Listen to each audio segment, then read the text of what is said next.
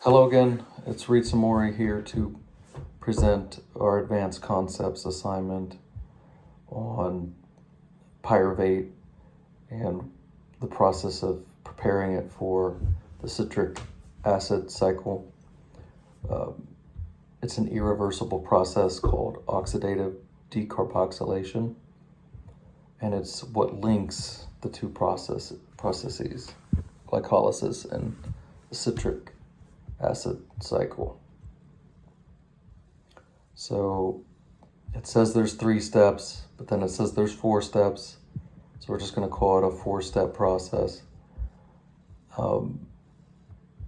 This happens inside of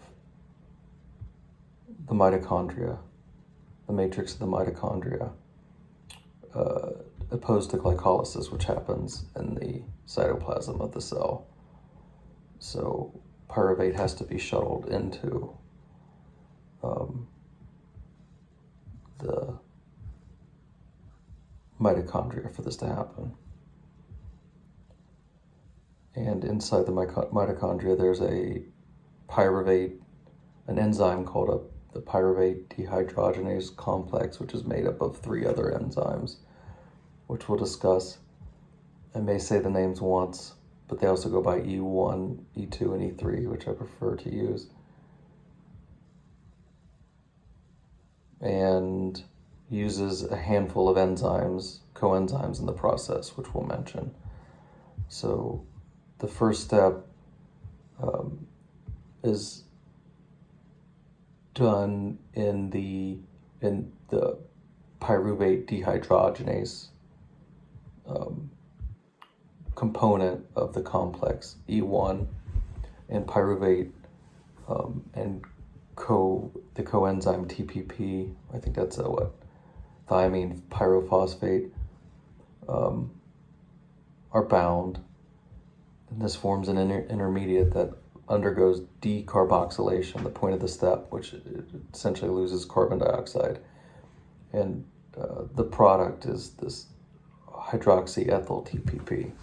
So in the middle of this TPP molecule, which has 2 large R groups on either side of this ring, there's a negative charge, so there's a carbanion version of it, and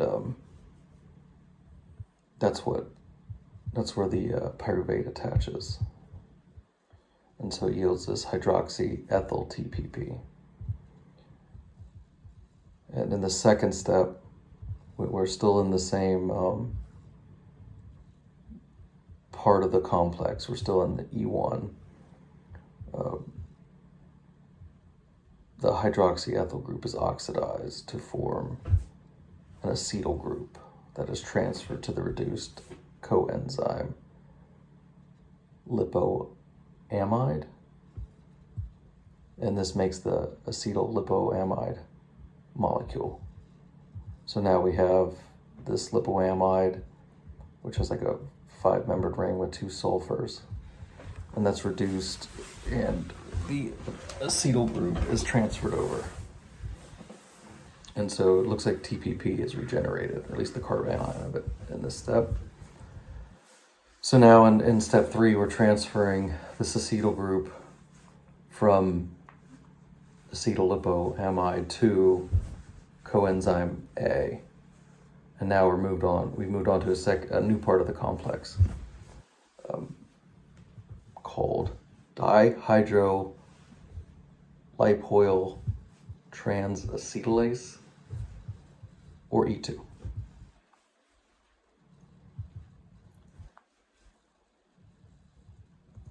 And yeah, so the acetyl group is transferred, and that kind of leaves the lipoamide in its reduced form.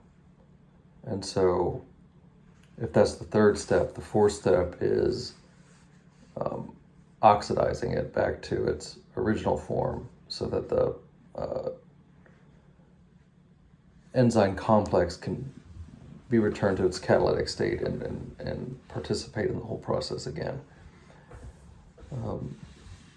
And so this oxidation occurs with a on the third part of the complex, an E3 dihydrolipoyl dehydrogenase, E3, and an FAD group, a prosthetic group on that enzyme participates in electron transfer with NAD plus to make NADH. So those are the final two coenzymes. And just to go over those again, the TPP, lipoamide, coenzyme A, FAD, and NAD plus were the coenzymes in this reaction. And then the well, I'm not going to say the names of the enzyme components again. But so this lipoamide